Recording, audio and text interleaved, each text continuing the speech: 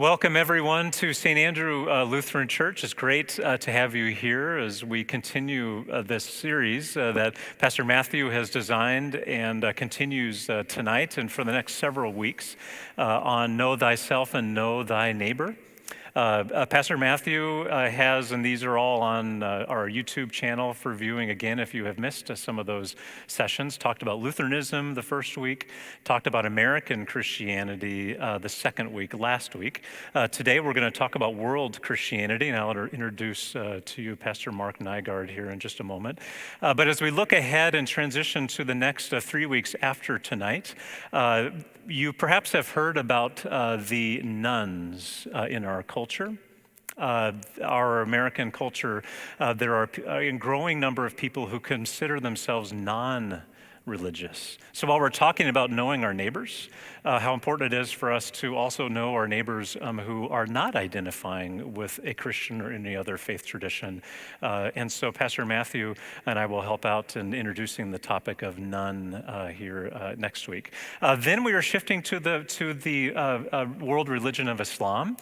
We have a guest speaker who will be either in person or we'll be interviewing him over Zoom, named Todd Green. He's the associate professor of religion at Luther College and has written 2 editions of a book on Islamophobia, historically and how it's expressed in American culture and life. Fascinating read. It's been on my bedside table here for a couple of weeks. And so we welcome Todd Green. Then on the 19th of May, we're welcoming Professor Abdul Dardari, who has spoken at St. Andrew before a few years ago. He's an imam at a mosque in Fridley, a very warm and gentle, faithful Muslim who respectfully said, Pastor Peter, I'm not going to speak on the 12th of May, if I might be so bold, because that's the end of Ramadan. Can I speak on the 19th? And I, of course, said, oh my goodness, I totally forgot about the ending of Ramadan. And so he will join us on the 19th of May. So a few of those things that are coming up as a part of this series of Know Thyself.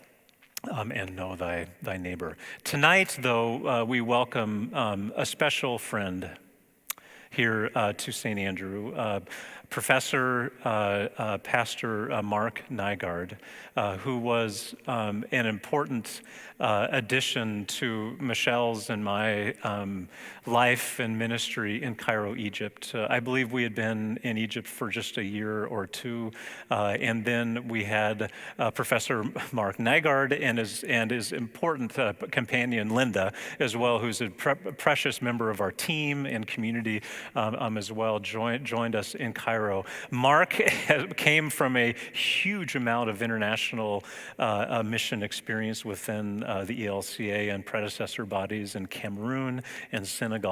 Lots and lots of wisdom and warmth and encouragement. And I thought we're inheriting here a stud. You were just so experienced in life and ministry, and he was becoming part of our team. So that, I guess, what a flattering introduction, I suppose, Mark, in that. But I am so grateful too that Mark and Linda live and reside over by Luther Seminary in St. Paul, and he's here to talk with me some now about world Christianity and our experiences of interacting with our Christian friends around the world. So, Mark, welcome to St. Andrew. Thank you so much. It's like old times working together as we did in Cairo. And I'm a North Dakotan, just got my Minnesota driver's license, plan to retire here. Nice. You got to be careful with confirmation classes, because I had a call to overseas ministry when I was a 6th grader in confirmation. So God uses those classes. And so Cameroon, 12 years, Senegal, 5 years, Egypt, 4 years, and 2 of them with Peter and Michelle, and it's been great. Thank you for having me. So it's great to have you here, Mark, for sure. So we've designed a program here where I'm going to share a little bit, then Mark is going to share a little bit, and then we're just going to tell some stories. And we tried to bucket them into similar kinds of experiences as he and I have lived and enjoyed what it means to be global Christians and learning and to love and respect our global community, its similarities and its differences, but it's all part of what God is doing in the world in so many good ways. I thought I would just briefly here, and I'm looking at the clock to make sure we have enough time for our stories, in the next few minutes to give just some dates, to shout out on some numbers and some dates, and talk about their significance as I and we interpreted those dates as we enter into the topic of world Christianity and global Christianity. The year 33, does that ring a bell, or can you place that any significant event of the year 33? Anybody in the audience here?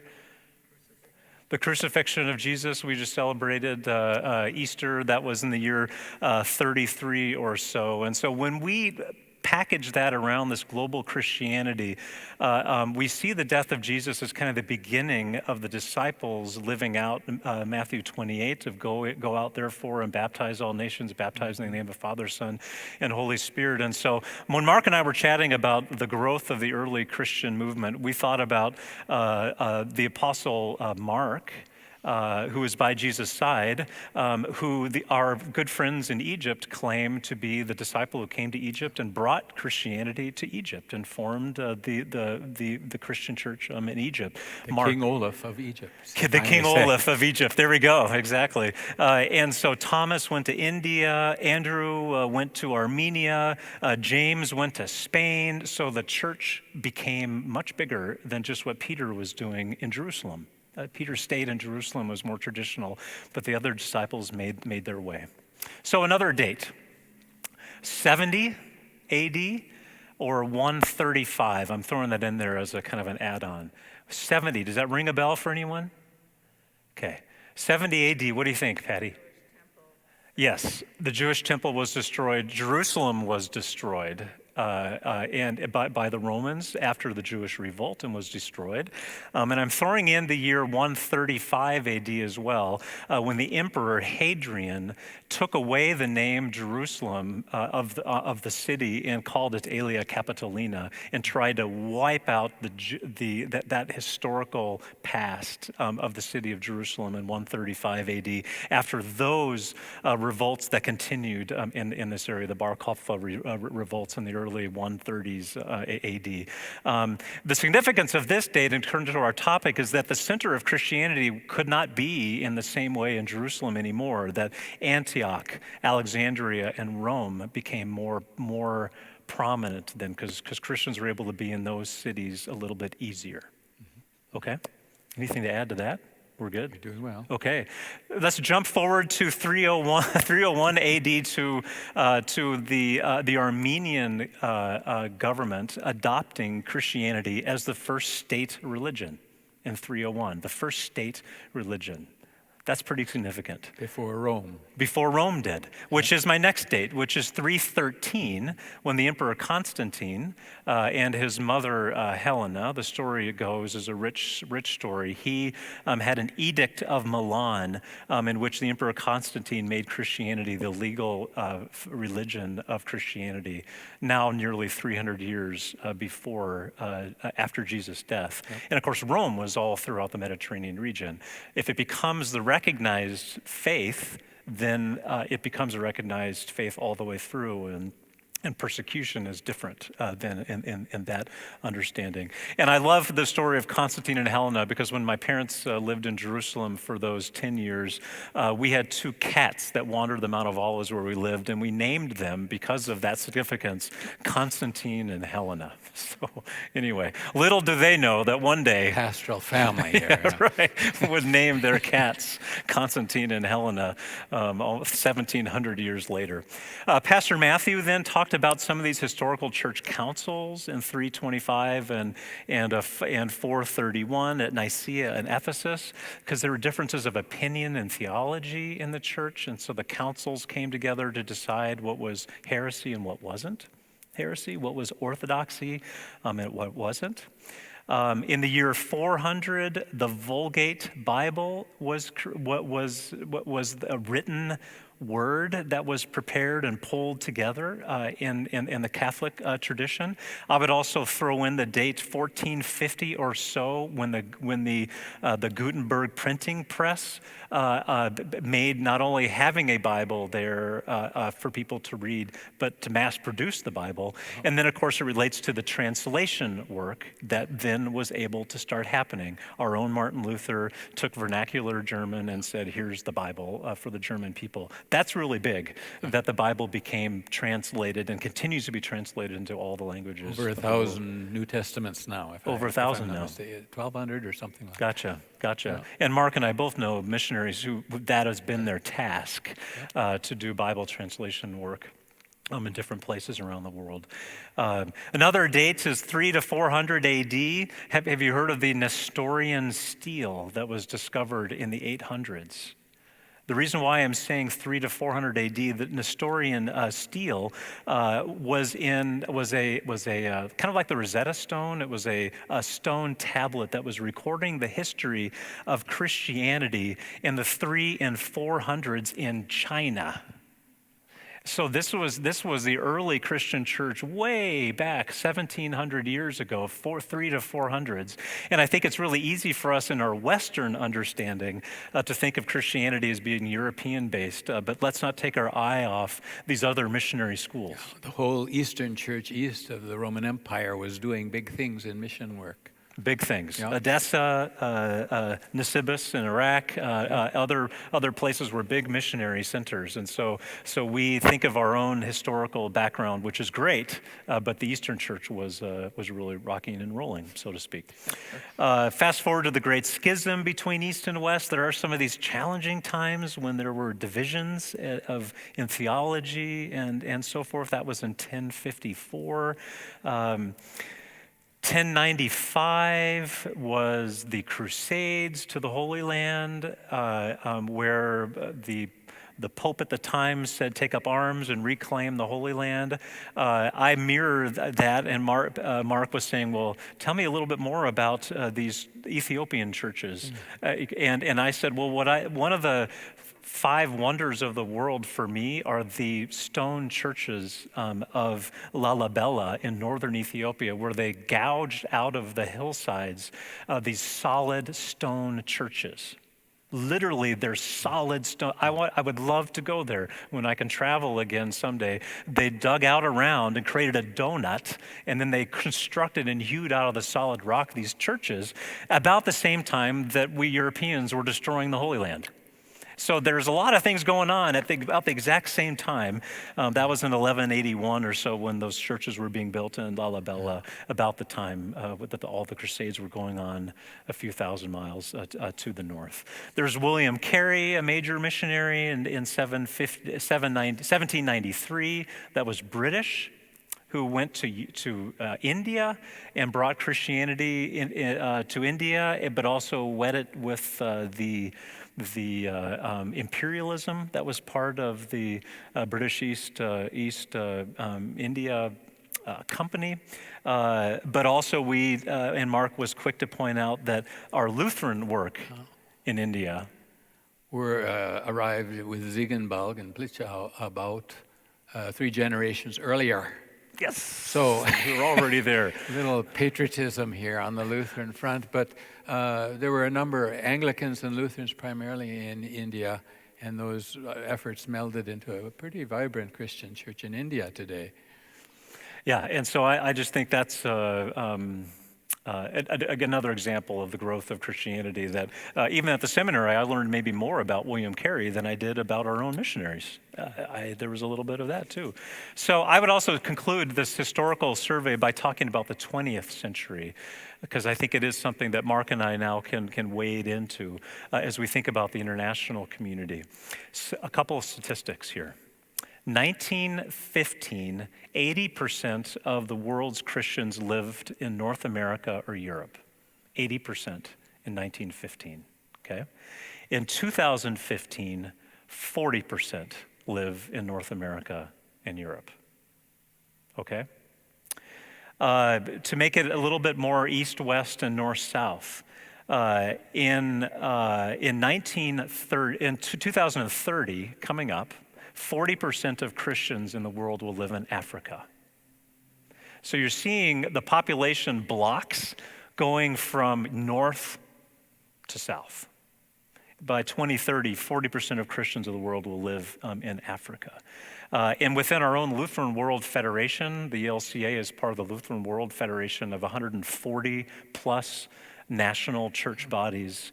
There are today 28 million Lutheran Christians in Africa, and there are 3.7 million Christians in North America.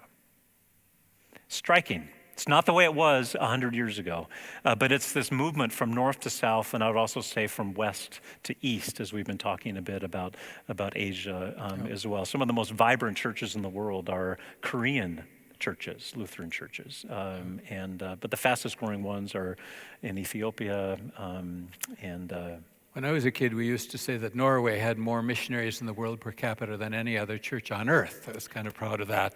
Nowadays, I've heard that it's South Korea, and in fact, in Egypt, there were Korean missionaries teaching with me at the seminary. Yep. So it's changed. It's changed. So, Mark, you were going to help us set up some of our expectations here about how we engage. Please. You know, we've got an impossible topic tonight: global Christianity. But he's shared some of the 2,000 years past. You know, we're brothers and sisters with those people who have gone before us. The thrust, we're going to be sharing a lot of anecdotes tonight, and the thrust of those anecdotes may come off to you as emphasizing weird differences, you know, how different Christians are in the world. But before we say all that, I'd like to say, as when I went out as a missionary, there was a deep assumption on my part that these were people like myself, with needs like myself, and faith niches like my own. So behind all of these anecdotes, I want you to have a sense that these are people that could be, that you could have been in another life, or they could be your neighbors, or they're not so terribly different from you despite all their differences, their apparent strangeness. And so part of the excitement of being a global Christian is to explore some of these differences as people who are like you, basically, who are concerned about where their next meal is coming from, and their kid who's not feeling well, and the goodness of their marriage, and how they're going to get those kids through school. And there's so much that's alike us behind the differences. And faith-wise, Augustine said there's a God-shaped hole in every human being. And if that's one of the deepest realities of our lives, then you've got a tremendous affinity with Christians, even Lutheran Christians, who know nothing about King Olaf, but have tasted the grace that is ours in Jesus Christ, and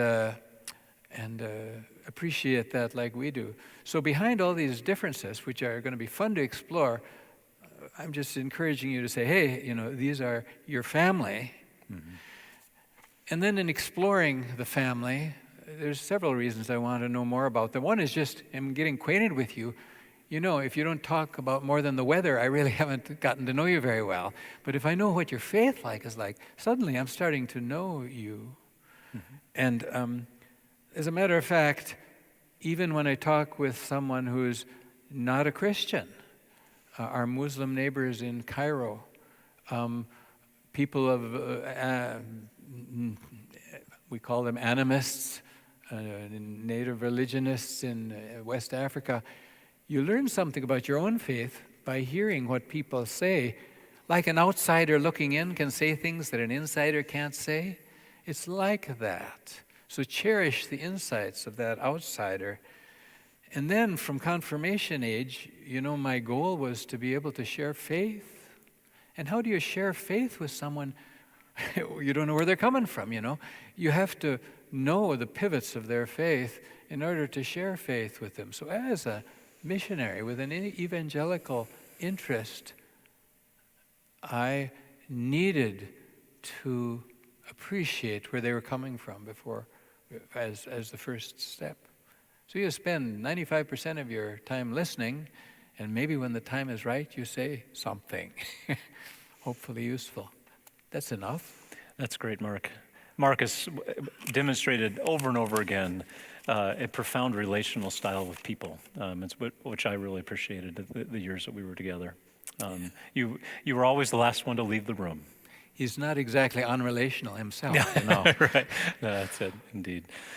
Well, let's get into some of these stories here, Mark. And the first topic is the relationship to the supernatural, and the openness to the miraculous is something that we see in different ways around the world than perhaps we see here in our own backyard.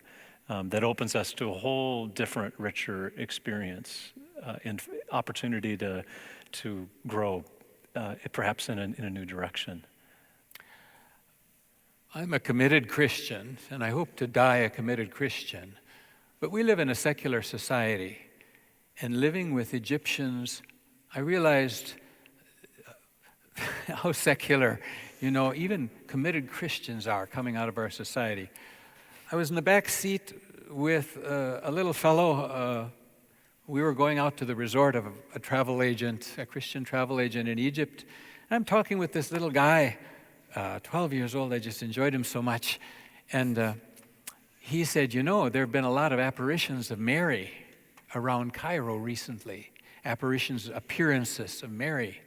And I said, really? Tell me about this. I had heard this too. Oh, he says, I actually saw one on our own church.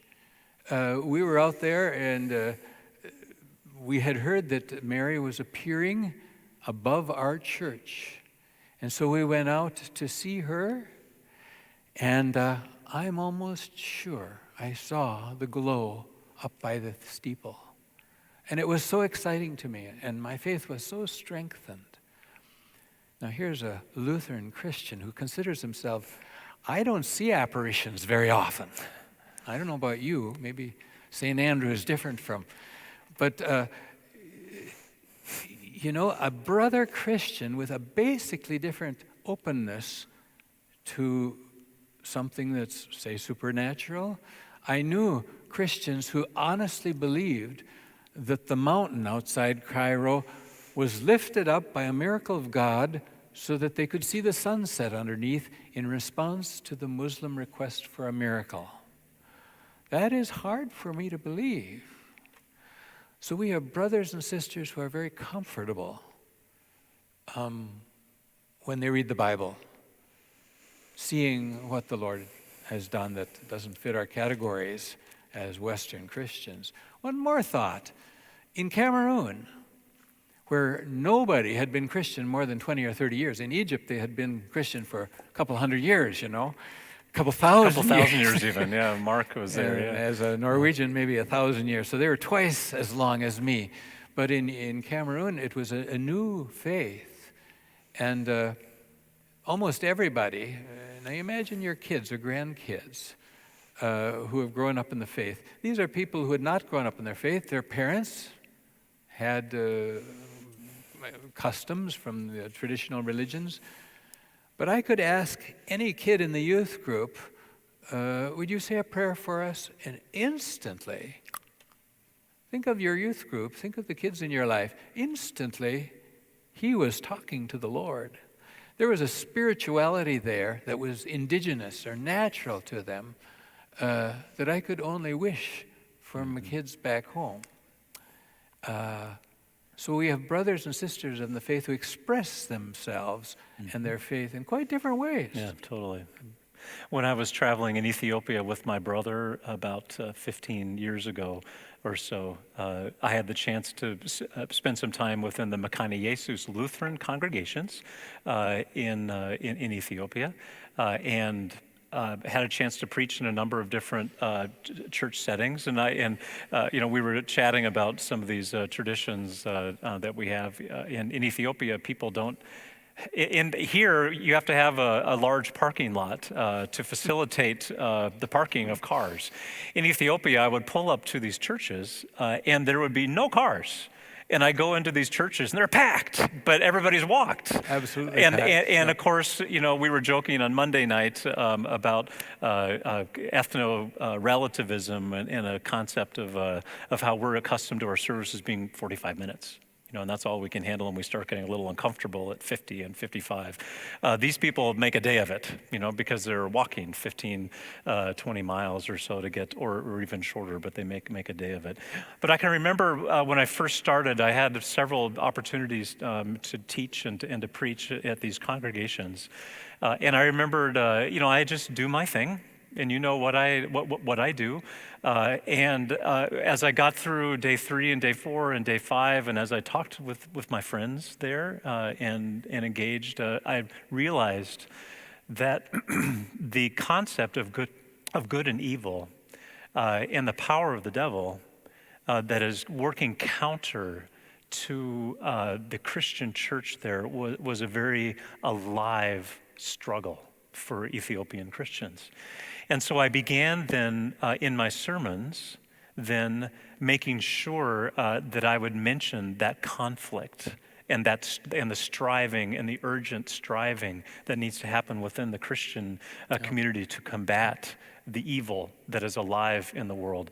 And that was when my sermons would get applauses then. So literally, my brother was with me. He was invariably sitting in the front. And I remember when I first got that applause, I locked eyes with my brother, and I'm thinking, I don't want to, I'm not onto something here, like, oh, I love the applause, but I was more tapping into the spirituality of my Ethiopian friends. Yeah. We don't have a concept that there is literally a struggle underway, or even a fight underway between good and evil. And to be ardent, faithful people in Ethiopia means that you are it's almost like a warrior in a way mentality for many. It's a very strong reality that one is called to work against. And I've never forgotten that. It's not my language or my tradition to be fearful or afraid. Jesus has conquered sin, death, and the devil. And I believe that from our small catechism work and learned it from confirmation before and through everything. Mm-hmm. But that is so alive, still that struggle. Yeah. The urgency, the danger, mm-hmm. the uncertainty of spiritual life apart from Christ. Sometimes I said I could wish that my confirmation classes had tasted that just a little bit so they would appreciate. Just a little bit, yeah, right, I know. It's like, so they would appreciate what we have in Christ. This matters. This matters This a lot. matters. Yep. Yeah, this matters. So worship practices, Mark, is another thing that's absolutely fascinating. Nowadays we can Zoom or we can Facebook Live to different worship settings, and my mom does 2 or 3. I mean, she's a great, but an example maybe one person, but she hops around. She goes on errands, and does several different churches at once, and we can do that to different traditions. But in the global church, there's a great, rich variety of worship practices, Mark. Thinking of my prayer illustration again, my wife and I lived on the 5th floor of an apartment building our first year in Cairo. And we got acquainted with our neighbors, and we went down to pay the folks beneath us, one of these big high-rises, a visit. And they spoke some English, and we had a nice visit together. And I'm a pastor, getting acquainted. I said, let's close with a word of prayer. And without really waiting for anything, I bowed my head and I folded my hands, and I'm launched into a prayer of thanks for them and their faith life. And suddenly I hear motion around me. Something's moving. And so I continue to pray, and when I opened my eyes, I'm the only one sitting. My wife and I are sitting. They have immediately stood up and they have turned themselves to the icons on the wall. They don't pray without looking Christ in the eye. I was very touched, and I said, how different. You wouldn't walk into a church over there without icons all around the walls. And those icons are more to them than just pictures. They are remembrances of the physical presence of Jesus and the apostles and the saints. I was quite struck. Yeah. Quite embarrassed almost that I had prayed without looking at my Part of our Lord. Christian history is that iconoclastic controversy, isn't it? It is. That there is a division between East and West, and how we, Western Christians don't want to substitute these works of art as being divine things that we're worshiping. But the Eastern Church, in their branch, that became a very powerful thing. I think that instance is a very alive today. Perhaps you can recall in our own history too that kind of a gap that exists between the two. Let me go right into the second example of this, because the sense of the power and presence that an icon brings. Mm-hmm. We were going out of a Greek Orthodox church once, and of course there are icons all over the place. And as we were going out, I saw this gentleman, distinguished fellow about like you, standing there in front of an icon by the back door of the church, and he was praying. And I stopped, and he was just speaking his heart out. And as he finished up, he put his hand on the icon, the presence of the apostle or the saint. And it was really something You to remembered. see. It stuck with you. Presence of an icon. The churches in the East are very visual, extremely colorful. Everywhere you turn, there are images that are there that tell the Bible stories, and the richness of the icons then are the whole Bible story. We can read 10 verses of the Gospel of John about the story of the feeding of the 5,000, and that's the synopsis is there in picture. When you think about teaching people who are children or even people who are illiterate, the Bible stories, to do so visually is profound. And so that connection that happens with art is a very holy, very, very holy experience. One of the things that I loved also, and it relates, I think, to Coptic churches in Egypt. This is the Coptic faith. Coptic Christianity is that old Christian religion in Egypt. The icons are very, very present, very distinct Egypt icons. But the worship experience also in Egypt and other Eastern churches is very informal. The services are longer, of course, but there are also sometimes fewer chairs in the sanctuaries. They can be very open, and there's a lot of movement. So the priest might be up at the altar or even back behind the iconostasis and doing the liturgy, and sometimes the curtain is pulled, sometimes it's open, but there's a lot of holy traditional actions that are happening behind the curtain.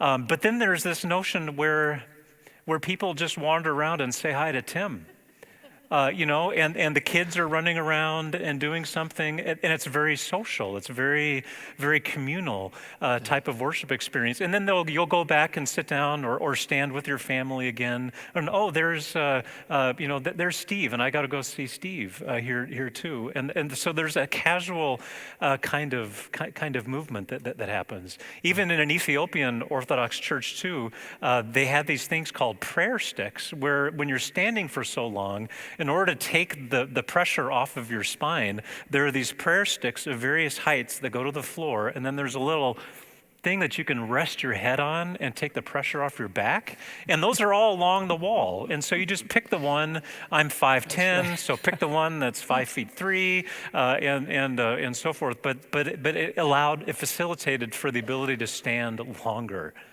But I really enjoyed getting a prayer stick, even if it was unusual for me. By perfect contrast, I remember a time we were traveling in Germany, or Norwegian, nor Germans. We had just finished a worship service with devout. It was a wonderful service, and we enjoyed it immensely. And at the end of the service, in my Midwestern style, I reached over and turned to the lady and says, "Well, good morning, the peace of the Lord." And it was clearly not the custom in that church.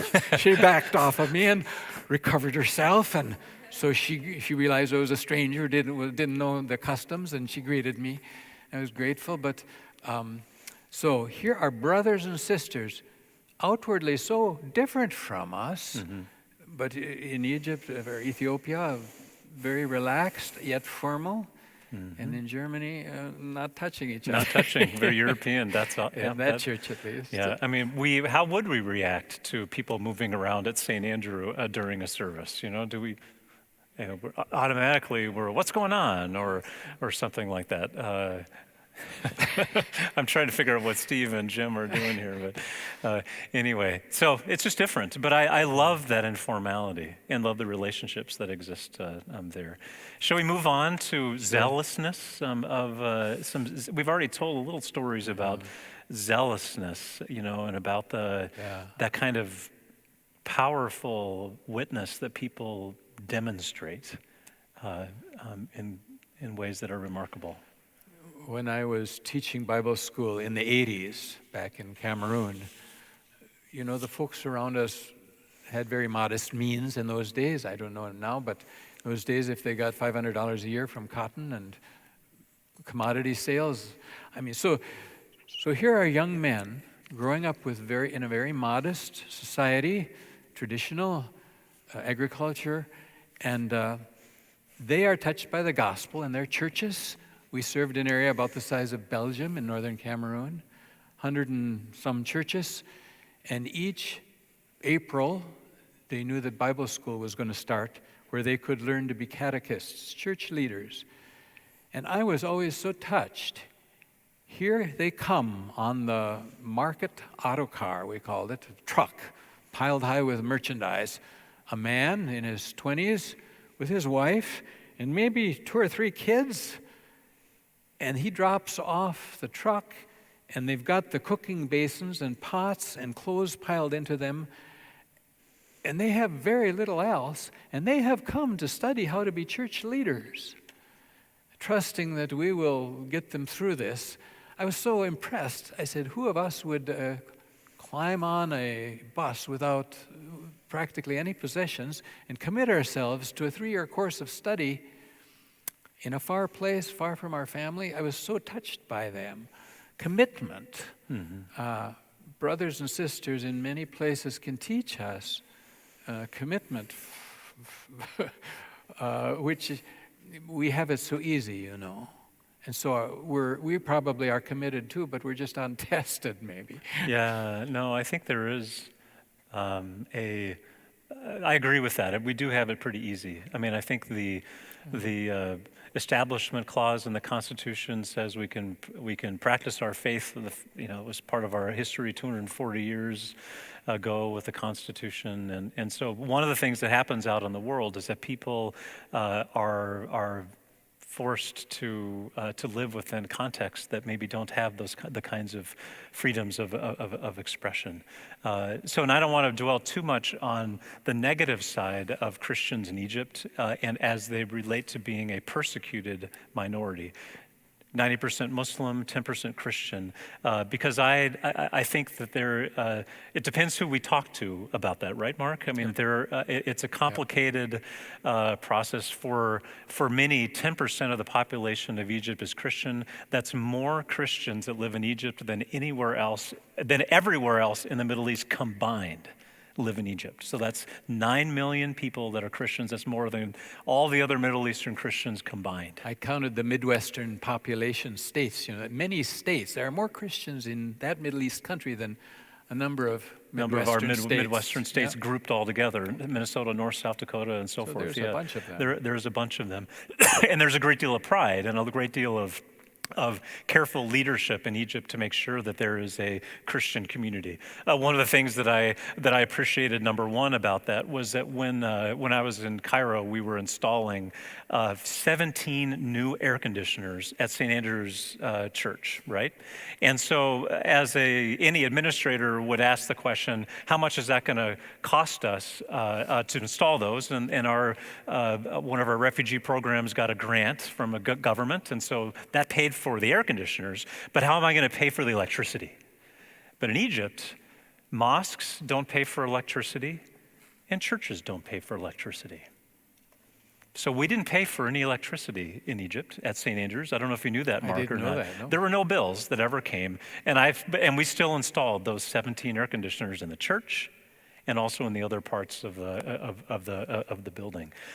So I don't want to de-emphasize persecution, because on the other hand, one of the things that I heard once in Egypt that it relates some to the ardentness and the power, like the good and evil and the power of the devil in that, was a Christian man once telling me that if we don't strive in our faith and support our church and come together as Christian community with intentionality, we will disappear.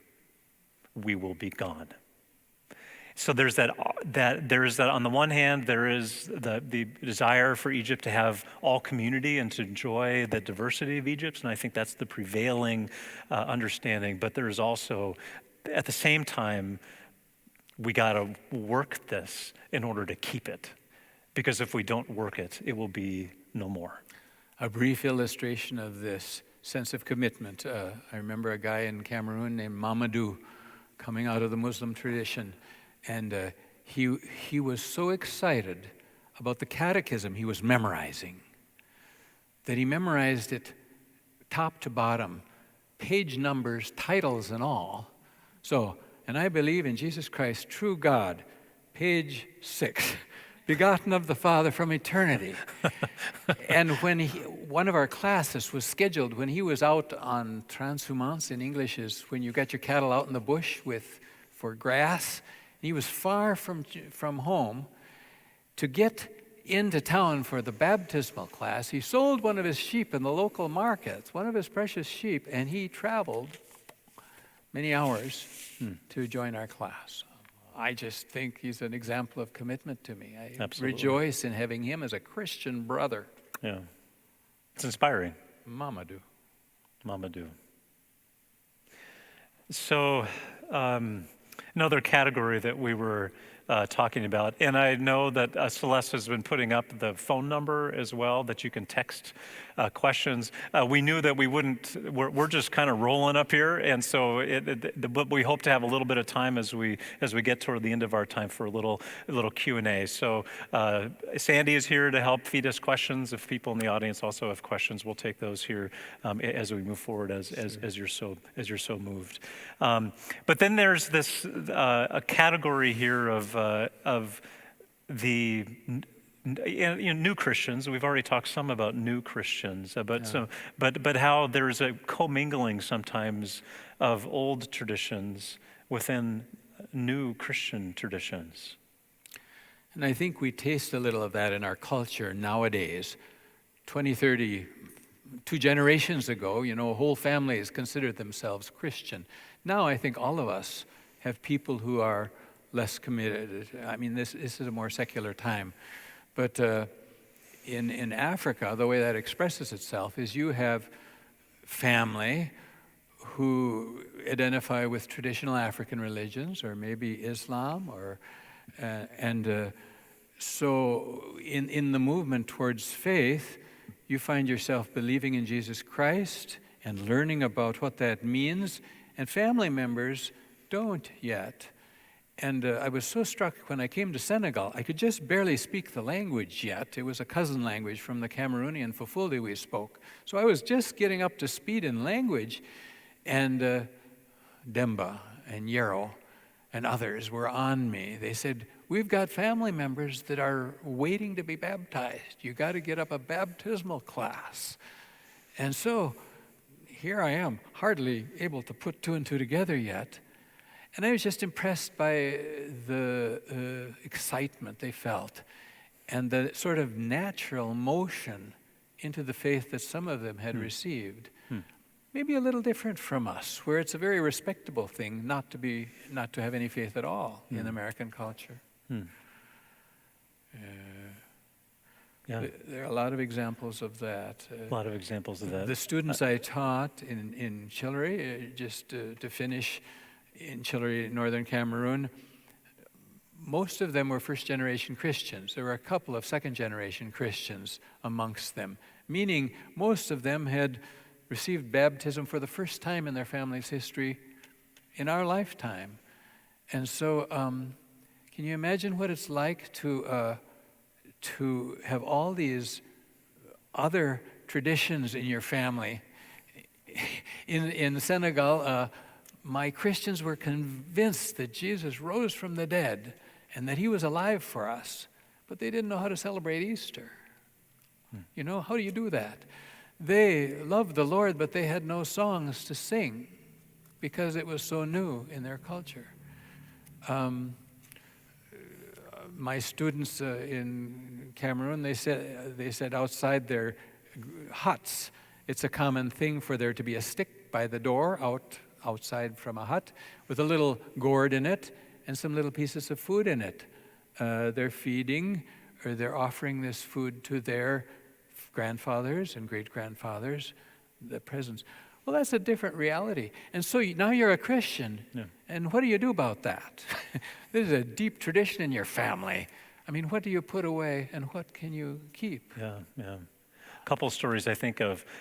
Traveling in Haiti, like our congregation has a mission in Haiti, Mark, for a little over 10 years since the earthquake, and many trips Good for you. to Haiti. It's been great. One of the stats that is told by Jarrell Cart, our friend and interpreter and facilitator of our programs there, is that Haiti is 80% Christian and 50% voodoo.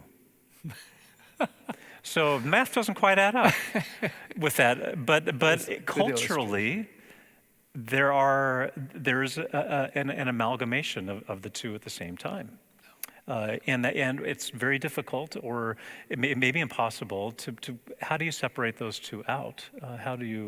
It's fascinating. I always wonder when we knock on wood, where does that come from?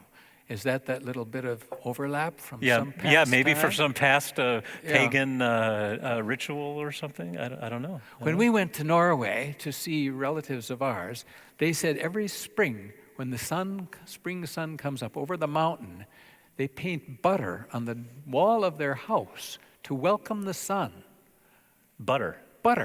I did not expect you to say that. This is not out of the Bible, folks.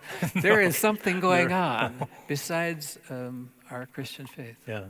Well, and also at St. Andrew, this is St. Andrew United Church of Cairo. I mentioned it before, but just to make sure we keep it straight. I like serving St. Andrews, I guess, Mark. So you're destined. I'm destined. There were Sudanese congregations that worshipped at St. Andrew from the Dinka Badang community, from the Nuer community, and we would save up all the baptisms for Christmas Day. And so there would be 25 children that were being baptized, and in the proper record keeping that St. Andrew does, and so forth. We know your birthdays, we know confirmation days, we know wedding days, and so in this process of absorbing these 25 children, or young ones, they're probably 2 or 3 years old or so. That many of them were, some were babies. We were in the process of trying to fill out our church records. And culturally, the day of your birth is not as significant. And so many didn't know their birthdays. So the parents then, recognizing that this is a baptism, were simply just saying that their birthday was December 25th. That's their birthday. And now we talk about being reborn in our faith, that Jesus allows us to be reborn every day in a newness, in a grace, in a love and potential, in God's love and grace. And so, and they just were simply assigning December 25th as their birthday. It's pretty great. Wow. So that's what I would put on their certificate or like that. It would be, why are they all December 25th? This child looks like they're 2. I could say that, or I could just also be deeply moved that this is what the experience So was this for looks them. like a very suburban baptismal font over here, and you Yeah. are used to seeing things happen here. But you have to know that really strange baptisms are happening to people in strange situations, and it's nice to be a part of that. Yeah, absolutely. Yeah. So we have another category here about religion, interreligious understanding, and politics as well, which blends in a very unique way in different parts of the world. And I think my first example that I'll share about that, and Sandy, I'm looking at you too. We'll get to any questions that might be there as well before we get to 7:30. The same story that I told you of the 25 kids who came to be baptized with their parents, and we had this great celebration. At the end of the line, a man who was in the church jumped in. So I baptized the 25, and then there was a 25-year-old gentleman who was next in line. So I baptized him right there too, which was amazing for me to, he was there, he was in the congregation, he had not been baptized yet, and he was. Did you see this coming? I did not see this coming. You had So the presence of mind. the other pastors that were with me in Ayad and John Yin from the different congregations were there, didn't know who he was either, so we just jumped in line. And so I baptized him as well. And they knew a little bit more than what I knew about it that when he jumped in line and got baptized. So we met after the service about this gentleman. He was Muslim, and he wanted to be baptized. Now in Islam, in the traditional sense, if one converts, it's very difficult for someone who converts. They're ostracized from the community, they're ostracized from the family, and at the very extreme cases, there's even the penalty of death as well, in the more extreme cases and circumstances. So we had a meeting afterwards that became a conversation of how are we going to support this 25-year-old now that he has done this, because he now can no longer go home. If it's known at all. That was some of the conversation that we had. How are we going to support him? Or what organization in Egypt would support that? Very challenging thing socially and politically. The other consequence that we had to talk about clearly was if it was found out that I had baptized a Muslim, would that create problems for me or for St. Andrew's United Church in Cairo from the authorities, from the governmental authorities or the religious authorities? So we had a long conversation about who else was in the church, who else would have seen that. Let's not talk about this. This is our own experience here, and the situation, just as we hoped and prayed, would blow over, and it just kind of blew over, Mark, and it became an experience now that I can share. I remember that man's name to this day. And we had a long conversation after the service, him and me. I'm not going to say his name out loud, but it was one of those intersections of faith and politics that became one of the more real experiences for me. I baptized a couple dozen former Muslims in Senegal, and our rule was that this is not my news or the church's news. This is their news. And they get to pick the time when it feels right to share it with their family or others. Just like you said just now. Yeah. Another story from Lebanon, too, comes from our Christian brothers and sisters there. You remember Lebanon had 15 years of civil war that was very sectarian. So we had the Melkite Christians, we had the Sunni Muslims, you had the Shiite Muslims, you had, in 15 years, our own country was involved in the Civil War and so forth. And the Constitution that came out of that then placed people from religious backgrounds in various posts required. So the president is one faith, the prime minister is one faith. So it's a very tenuous thing. I can remember having a conversation, and I can't remember what denomination of Christian it was, but the priests were asked to read their emails on Saturday night, because the home office, the bishop, would be communicating directly to all the priests who were responsible for the sermon the next morning, to make sure that all the priests and all the congregations and all the people were on the same page. If there was something that was stirring around in Lebanon, because the unity of that particular denomination and that particular community was so important that every person in that branch needed to toe the line. Can you see that flying in independent-minded Minnesota? Nope. Nope. We just don't have that kind of reverence or respect for those. So what do I take away? What do we take away from something like that? I mean, that's an extreme example that we don't have. We have our congregational, our synodical, and our church-wide expressions of the ELCA, but very congregational, of course, and sure, contextual based on how we are. I see it's 7:26 right now. Are there some questions, Sandy, that are coming in from online? A number of things. First of all, I have to say that Peter's mom in Pennsylvania wanted to say that she is enjoying the images. Warm greetings to Mark, and you both are telling amazing stories. My mom in Pennsylvania is greeting you personally, absolutely. Thanks. But Hi, some Mom. others, in the American environment, we picture Christ as being white. What, in the worldwide church, what skin color is Jesus? What is the color of Jesus' skin in the worldwide church, Mark, from your experience? Well, I have seen black Christs and brown Christs.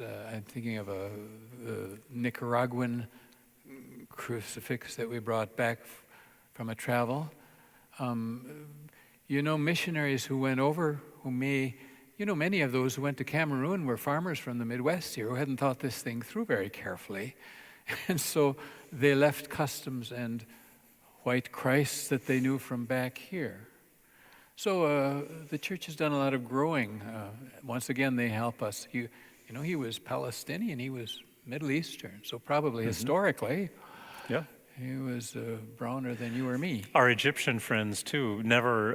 There are of course missionaries like us that were in Egypt, but the faith, of course, there is 2,000 years old. So the icons in Egypt, Jesus is always brown-skinned. Yeah, I think he's right. So, and one other, as Lutherans, we realize evil exists in the world and we speak of the devil or Satan. Why is little said about spiritual warfare? Why is so little said about spiritual warfare? Like I was telling a story about Ethiopia. Why do we not talk about it? As a missionary, I was always reaching out to people over all kinds of barriers. There are all kinds of barriers of communication, especially with other languages and with other cultures. The barrier in American culture is a secular barrier. How do you reach out to somebody who is not instantly aware of spiritual warfare or evil? Well, you can't start there for sure. I think that's why we are less vocal about it. I harbor it in my own life, but I know all kinds of people, if I were to start there, they'd write me off as a kook. No? It's one of the wounds of a post-Enlightenment secular Western society. How about that? You think? I think there's truth to that. Not for everybody, but Not for everybody. Many. Yeah. And some of the cultures we've been talking about have not been so wounded, if you please. They're much more comfortable talking in terms like that. Right. Theologically, as I said a little bit before, the catechism, that Jesus has conquered sin, death, and the devil, and that act of his death and resurrection puts the warfare language back burner, in the back burner, kind of, let alone the it's more comfortable, perhaps, or it's more to not be fearful, but to be joyful, or to not be scared, or but to be grateful. I think becomes perhaps our Western tone. And that's the main point of the gospel. That's It the is. goal. And that's what we hope from our preaching, that someone would be so struck by what Christ has done for us that he heaves a sigh of relief. Puts us at ease. It puts us at ease. Rather, Yeah. and brings peace. The peace be with you, as he said. Yeah. Good questions. Good questions. Anybody from our congregation here, on our audience, questions too? Anything else, Sandy, from those at home? Okay. Well, friends, okay, we've been around the world, haven't we? Lots of stories. You've gifted us with the time to think through some of these stories that have been back in our brains, but give us context to share them. I hope that you've seen a deep appreciation and a love for the widest possible experience of faithfulness. That I think, in some ways, speaking for me anyway, that my faith is in a different way alive when I'm participating in it with people that are alive in their own ways. Well said. Is that? Yep. And I appreciate you dealing with somebody who's different from you at St. Andrews. Thanks for having me as a stranger amongst you. It's been a pleasure. Yeah, great. So, Pastor Mark, could you lead us with a closing prayer? Maybe I will then close as well after Sure, you, but that'd sure. be great. Yeah, thanks, Mark. Dear Lord in heaven above, we thank you for sending Jesus and for reaching out to us in such a concrete way here in Eden Prairie, but way beyond Eden Prairie, all over the world in ways we can hardly imagine. We thank you for brothers and sisters in faith in all those places. We pray that you'd give us the grace and maturity to receive them and welcome them into our lives. We give thanks, Lord, for the openness of our own hearts to learn and to grow, to listen and to appreciate. You are so much larger than what we could possibly imagine, and these examples of faith that are on every continent help us to see how you move in our present and are inspiring people each in their own ways. So we pray for a unity, Lord, amongst our Christian brothers and sisters here in Eden Prairie and our country and around the world, centered around love and forgiveness and grace and also mission, so that others might also feel and know that God loves them too. So we give thanks for the opportunity to be blessed by faith and for the opportunity to see it alive in us and around the world. So we give thanks for Mark and everybody participating. In Jesus' name, and all of God's people said, amen. Amen. Amen. Thank you so much for joining us this evening. Thank you. Mark, the relational one, said, but Peter, I want to talk with some people. These look like great people. And so let's process through the narthex, and it's a gorgeous evening. Maybe we can share a few words as we make our way out underneath the awning. For those of you who have joined us online, thanks for joining us as well. Good night, everyone. Great to have you here. Thank you. Thank you.